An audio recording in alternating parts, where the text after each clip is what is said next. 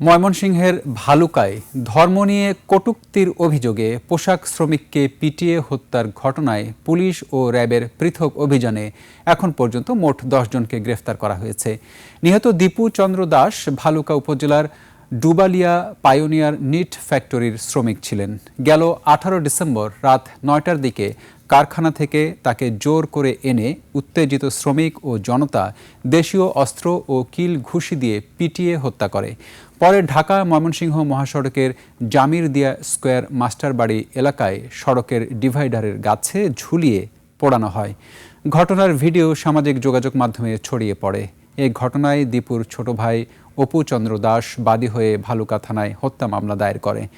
পরবর্তীতে video footage, CCTV ও তথ্য প্রযুক্তির সহায়তায় র্যাব 14 এবং জেলা পুলিশ পৃথক অভিযান চালিয়ে র্যাব 7 জন ও পুলিশ 3 জনকে গ্রেফতার করে। গ্রেফতারকৃতরা জনতাকে উস্কানি দিয়ে মব সহিংসতা সৃষ্টি এবং হত্যাকাণ্ডে জড়িত থাকার কথা প্রাথমিক জিজ্ঞাসাবাদে স্বীকার করেছে। আটকদের আদালতে পাঠানোর প্রক্রিয়া চলমান রয়েছে।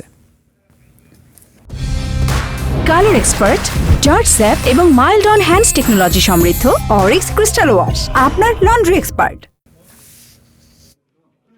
ঘটনার ভিডিও বিশ্লেষণ ও স্থানীয়ভাবে তথ্য সংগ্রহ ও যাচাইপূর্বক বর্ণিত ঘটনার সাথে জড়িত থাকার অভিযোগে অদ্য 20 ডিসেম্বর 2025 খ্রিস্টাব্দ আনুমানিক রাত 3 ঘটিকায় ময়মনসিংহ জেলার ভালুকা থানাধীন স্কয়ার মাস্টারবাড়ি এলাকায় অভিযান পরিচালনা করে অভিযুক্ত 1 মোহাম্মদ লিমন সরকার, মোহাম্মদ তারেক হোসেন, মোহাম্মদ মানিক মিয়া, মোহাম্মদ ইরশাদ আলী, নিজুমউদ্দিন, আলমগীর হোসেন, মোহাম্মদ মিরাজ হোসেন আকন সহ মোট 7 জনকে গ্রেপ্তার করতে সক্ষম হয়।